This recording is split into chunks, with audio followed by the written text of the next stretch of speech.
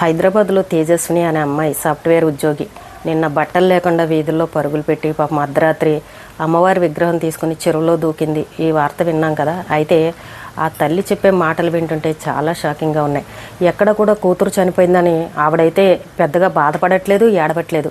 ఆవిడ చెప్పే విషయాలు ఏమన్నాయంటే, తండ్రి ఎక్కువగా అప్పులు చేసేస్తున్నాడు, ఎప్పుడు 25 సంవత్సరాలుగా ఇంట్లో ఎప్పుడు కూడా గొడవలే. నా కూతురు నేను కూడా వైజాగ్ నుండి ఇక్కడికి ఇల్లు తీసుకుని యాప్లో బుక్ చేసుకుని ఇక్కడ ఉన్నాము. మియాపూర్కి కూడా వెళ్ళాము, అక్కడ ఏదైనా మంచి ఇల్లు దొరుకుతుందేమో అక్కడ చూసుకుందామని వెళ్ళాము. ఇది రెంట్ కూడా చాలా ఎక్కువైపోతుంది, రోజుకి 3500 అలా కట్టాలి. ఊరికే టెంపరీగా ఒక 10 రోజులు 20 రోజుల కోసం తీసుకున్నాము. నిన్న మియాపూర్ వెళ్ళి అక్కడ కూడా ఇల్లు చూసాము, అక్కడ భోజనం చేసి వచ్చాము. అక్కడ ఏదో దొరికింది, తర్వాత మారిపోదామన్న ఆలోచనలో ఉన్నాము.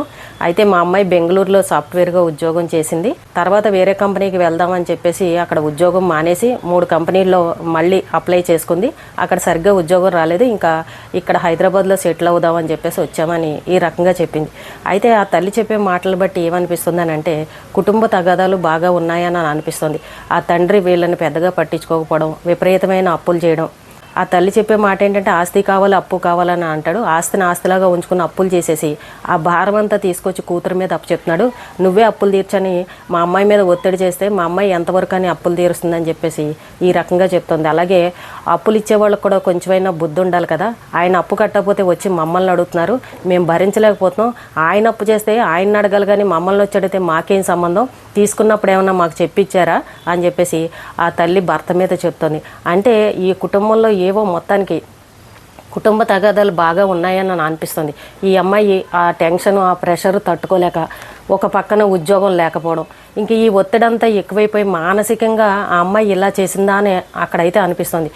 ఆ అమ్మాయి అర్ధరాత్రి లేచి ఇలా బట్టలన్నీ విప్పేసి తల్లి పక్క గదిలో పడుకుంటే గడి పెట్టేసి ఆ అమ్మాయి బయటకు వచ్చేసి ఆ కింద ఫస్ట్ ఫ్లోర్లో ఉన్న వాళ్ళని డోర్లు బాగా విపరీతంగా కొట్టింది. అయితే వాళ్ళేమో భయపడి తలుపులు తీయలేదు. అలా ఇంకా కిందకు వచ్చేసి రోడ్ల మీద పరుగులు పెట్టి అక్కడ అమ్మవారి విగ్రహం తీసుకుని చెరువులోకి దూకేసింది. ఇది జరిగిన విషయం. కానీ ఇక్కడ చెప్పేది ఏంటంటే, ఎవరన్నా ఏమన్నా చేశారా అమ్మాయిని, అసలు అలా బట్టలు విప్పేసుకుని ఎందుకు బయటికి వెళ్తుంది, ఏమన్నా శుద్ర పూజలు అలాంటివి చేశారా అని ఇలా అందరూ అనుమానిస్తున్నారు. కానీ ఆ ఇంట్లో అయితే ఎక్కడ శుద్ర పూజలు చేసిన ఆనవాళ్ళు అయితే లేవు.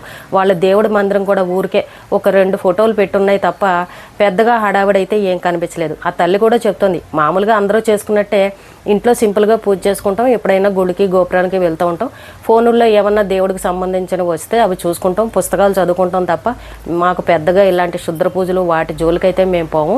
నన్ను ఇన్ని విషయాలు అడుగుతున్నారు కదా, నేను అన్నీ చెప్తాను, మా అమ్మాయిని బతికించి తీసుకొస్తారా అని చెప్పేసి ఇలా రివర్స్లో మీడియా వాళ్ళ మీదే ఎదురు తిరిగి మాట్లాడుతుంది.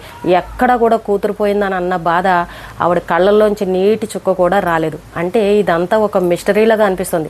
నాకు అనిపించింది ఏంటంటే, ఆవిడ మానసిక స్థితి కూడా సరిగ్గా లేదనిపిస్తుంది. నా భర్తతోటి మేము 25 ఏళ్ల నుంచి పడుతున్నాను, జీతం వచ్చినప్పుడు ₹1 కూడా తీసుకొచ్చి నా చేతిలో ఏనాడు పెట్టడు, ఇప్పుడు చూసినా ఇంట్లో గొడవలు తగులే, ప్రశాంతంగా నేను ఎప్పుడూ బతకలేదని చెప్పేసి ఆ భర్త గురించి ఆవిడ చెప్తోంది. కొంతమంది మగవాళ్ళు ఇలాగే ఉంటారండి, భార్యలను పట్టించుకోరు, ₹1 డబ్బులు ఇవ్వరు, వాళ్ళకి నచ్చినట్టు అప్పులు చేసేసుకుంటూ ఉంటారు, ఎవడు సంసారం వాళ్ళది అన్నట్టు చూసుకుంటారు. ఆ అమ్మాయికి లోన్ తీసుకొని చదివించారు, బాగానే సాఫ్ట్వేర్ ఉద్యోగం కూడా చక్కగా చేస్తుంది. కానీ ఈ అప్పుల భారం అంతా తీసుకొచ్చి ఆ అమ్మాయి మీద పెట్టేస్తే ఆ అమ్మాయి మాత్రం ఎంతవరకు అని తట్టుకోగలదు. నాకు అదే అనిపించింది. తండ్రి ఏమన్నా చెడు వ్యసనాలకు బానిసైపోయి అప్పులన్నీ తీసుకొచ్చి ఈ అమ్మాయి మీద పెట్టడం వల్ల ఇంకా బాధ భరించలేక వీళ్ళు సిటీకి వచ్చి ఉద్యోగం చేసుకుని ఇలా హ్యాపీగా బతుకుదామనుకొని తల్లి కూతుళ్ళు వచ్చారా అని ఇలా కూడా అనిపిస్తుంది. తండ్రి దూరంగా ఉన్నా సరే ఏమో రోజు ఫోనులు చేసి విసిగించడం, అప్పుల వాళ్ళు వచ్చి వీళ్ళని విసిగించడం ఇలాంటివి కూడా జరుగుతున్నాయేమో అని నాకైతే అనిపించింది. కానీ ఆ తల్లి చెప్పే మాటలు వింటుంటే ఆ భర్తతోటి వేగి ఇంకా సంసార జీవితం విసుకొచ్చేసి ఇంకా ఆవిడ కూడా ఇలా కూతురు మీద ఇంకా విరక్తి కలిగేసిందేమో. ఇంకా ఆవిడ జీవితం కూడా చిచ్చి ఇలాంటి మొగుడుతోటి నేను ఎన్నాళ్ళని భరించాలి, ఇక్కడ కూతురు కూడా పోయింది, ఇంకా నా బతికేంటని అలా ఒక అసహనం కింద అలా మానసికంగా అలా అయిపోయిందేమో, డిప్రెషన్లోకి వెళ్ళిపోయిందేమో అని నాకైతే అనిపించింది.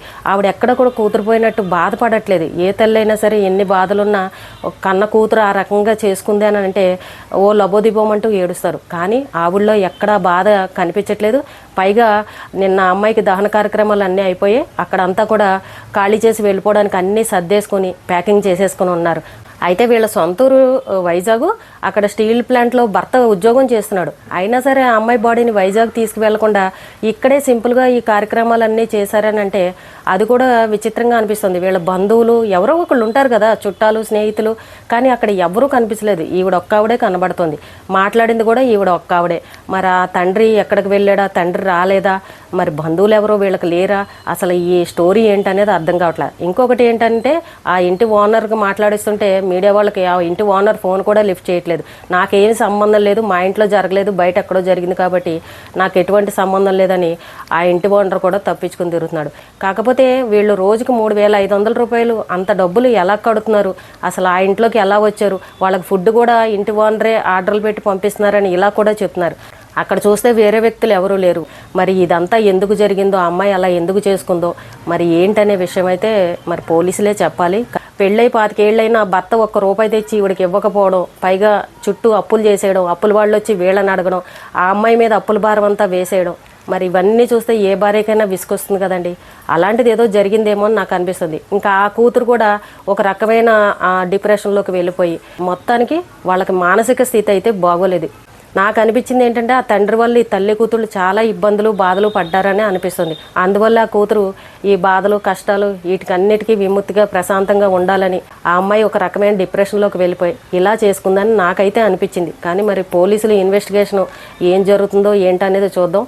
అయితే చాలామంది ఏంటంటే అమ్మవారి విగ్రహం తీసుకుని చెరువులో దూకిందని, అంటే అమ్మవారే ఇలా చేయించింది, అరిష్టం జరగబోతుంది, ఇది అదని ఏదేదో మాట్లాడుతున్నారు. కానీ అక్కడ ఏంటంటే ఆ అమ్మాయి మైండ్కి ఆ టైంకి ఇంకా అలా చేయాలనిపించే ఏదో పిచ్చిలాగా అలా చేసేసిందని నాకైతే అనిపించింది.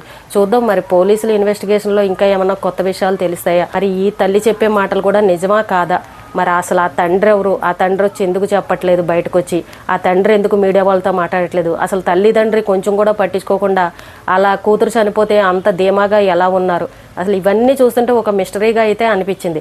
వైజాగ్ నుండి హైదరాబాద్ వచ్చి ప్రశాంతంగా బతుకుదామని వచ్చినట్టున్నారు. పాపం ఇక్కడికి వచ్చిన తర్వాత కూడా వీళ్ళకి ఆర్థిక ఇబ్బందులు అవి ఉన్నట్టున్నాయి.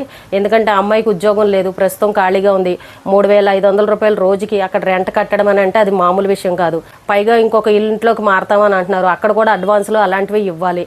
మరి ఇవన్నీ ఏమన్నా డబ్బులు లేక ఆర్థిక ఇబ్బందుల వల్ల ఆ తండ్రితోటి ఏమన్నా డబ్బులు అడిగితే అక్కడ అతను ఏమన్నా ఇదిగా నెగిటివ్గా మాట్లాడి వీళ్ళందరి మధ్యన ఏదైనా తగువులు గొడవలు ఇలాంటివి ఏదో జరిగి ఉంటాయి. అందువల్లే ఈ అమ్మాయి ఆర్థిక ఇబ్బందులు తట్టుకోలేక ఇలా చేసుకుందా అని ఆ మనసుకైతే అలాగే అనిపించింది. లేదంటే అంత సాఫ్ట్వేర్ ఉద్యోగం చేసే అమ్మాయి ఈ రకంగా అర్ధంతరంగా ఇలా చేసుకోవడం అని అంటే చాలా విచిత్రంగా అనిపిస్తుంది. చూడండి, కూతురు అంటే ఎంతో ప్రేమగా చూసుకునే తండ్రులు ఉన్నారు, కానీ కొంతమంది తండ్రులు ఇలా చెడు వ్యసనాలకి బానిసైపోయి ఇలా కుటుంబ భార్య పిల్లల్ని ఈ రకంగా వేధించే వాళ్ళు కూడా ఉంటారు. ఇక్కడ తల్లిని కూతుర్ని మనం అనుమానిస్తున్నాం, కానీ ఆ తండ్రి ఎటువంటి వాడో, అతను ఎన్ని బాధలు పెట్టాడో, వీళ్ళకి ఎన్ని అప్పులు చూపించాడో అవన్నీ భరించలేక ఇక్కడికి వచ్చారేమో. ఇవన్నీ కూడా పోలీసులు ఎంక్వైరీ చేస్తే అసలు విషయం ఏంటనేది తేలుతుంది. కొంతమంది చూడండి కష్టాలు విపరీతంగా వచ్చేసాయి అనుకోండి, ఒక రకమైన డిప్రెషన్లోకి వెళ్ళిపోయి వాళ్ళు ఏం మాట్లాడుతున్నారో కూడా అర్థం కాదు. పక్కన ఎదురుగుండగా కూతురు చనిపోయినా భర్త చనిపోయినా సరే కొంచెం పట్టించుకోరు అనమాట. ఇంకా వాళ్ళ మైండ్ సెట్ అంతా ఏదో రకంగా అయిపోతుంది, బాధపడరు, కన్నీళ్ళు రావు, ఇంకా జీవితం అంటే విరక్తి వచ్చేస్తుంది అనమాట. అలాంటి వాళ్ళు కూడా కొంతమంది ఉంటారు. ఎవరు పలకరించినా సరే ఇష్టం వచ్చినట్టు తిడుతూ ఉంది, మా కూతుర్ని మీరు తీసుకొస్తారా, అన్ని విషయాలు మీకు ఎందుకు, పోలీసులు అడిగినప్పుడు మేము వాళ్ళకి చెప్తాంలేండి, మా బాధల్లో మేముంటే మీరు వచ్చి ఏంటి మైకులు పట్టుకొని చెప్తారని మీడియా వాళ్ళని కూడా తిడుతుంది. పిల్లలు బాగా చదువుకున్నారు, వాళ్ళకి అన్నీ తెలుసని మనం అనుకుంటాం, కానీ వాళ్ళే భరోసాగా ఉంటారులే, మనం ఎన్ని అప్పులు చేసినా పిల్లలు తీరుస్తారని కొంతమంది తల్లిదండ్రులు ఇలాగే అనుకుంటారు. వాళ్ళకు కూడా వాళ్ళ స్థాయికి మించి అప్పులు చూపించామనుకోండి, పాపం వాళ్ళు మాత్రం ఏం చేయగలరు. అందరూ చిన్న చిన్న ఉద్యోగాలు చేసుకునే వాళ్ళు, వాళ్ళకుండే ఇబ్బందులు వాళ్ళకుంటాయి. కానీ పిల్లల మీద అంత టెన్షన్ పెట్టేసి అంత ప్రెషర్ పెట్టామనుకోండి, వాళ్ళ జీవితాలు ఏమైపోతాయి. వాళ్ళ బంధువులకు కానీ స్నేహితులకు కానీ ఆ అమ్మాయికి ఉన్న కష్టం ఏంటో చెప్పుకొని ఉంటే బాగుండేది. మరి వాళ్ళకి ఎవరూ లేరా, ఎవరూ పట్టించుకునే వాళ్ళు లేరా, ఇంకా అమ్మాయి భరించలేక ఇలా చేసిందా అనేది అయితే ఇంకా ఏమీ అర్థం కావట్లేదు. ఏది ఏమైనా కానండి, చదువుకున్న పిల్లల మీద మనం కూడా అంత ప్రెషర్ అనేది పెట్టకూడదు. వాళ్ళ స్థాయికి మించి భారాన్ని వేసేసామనుకోండి, వాళ్ళు కూడా తట్టుకోలేని పరిస్థితి. ఈ రోజుల్లో పిల్లలు ఏంటంటే సున్నితమైన మనస్తత్వంతో ఉంటున్నారు. చిన్న కష్టం వచ్చినా చిన్న బాధ వచ్చినా ఎవరికీ చెప్పుకోవట్లేదు, డైరెక్ట్గా వెళ్ళి ప్రాణాలు తీసేసుకుంటున్నారు. వాళ్ళు ఎందుకు చనిపోయారో కూడా ఇంట్లో కుటుంబ సభ్యులకు అర్థం కాని పరిస్థితి. అలా ఉన్నాయి ఈ రోజులు. పిల్లలు ఈ రోజున ఉద్యోగాలు చేస్తున్నారని అంటే వాళ్ళకి వర్క్ టెన్షన్ ఎంతో ఉంటుంది. ఊరికనే జీతాలు మాత్రం ఎవరు ఇవ్వరు, అక్కడ పడే టెన్షన్ వాళ్ళకు ఉంటుంది. పిల్లలు ఆఫీస్కి వెళ్ళి ఇంటికి వచ్చారనంటే ఇల్లు ఒక దేవాలయంలాగా ప్రశాంతంగా ఉండాలి, కానీ ఈ గొడవలు, ఈ అప్పుల బాధలు, ఎప్పుడు ఈ టెన్షన్లు ఇలాంటివి పెడితే పాపం వాళ్ళు ఎక్కడికి వెళ్ళిపోతారు. ఈ రోజున అప్పు ఉందనుకోండి, ఈ రోజు కాకపోతే ఏ రోజన్నా తీర్చుకుంటాం, కానీ మనిషి ప్రాణం పోతే మళ్ళీ తీసుకురాగలమా? కానీ ఈ అమ్మాయి ఇలా చనిపోవడం అయితే చాలా బాధగా అనిపించింది. మరి ఏం జరిగిందనేది పోలీసులు ఇన్వెస్టిగేషన్లో తెలిస్తే మనకు కూడా నిజాలు తెలుస్తాయి.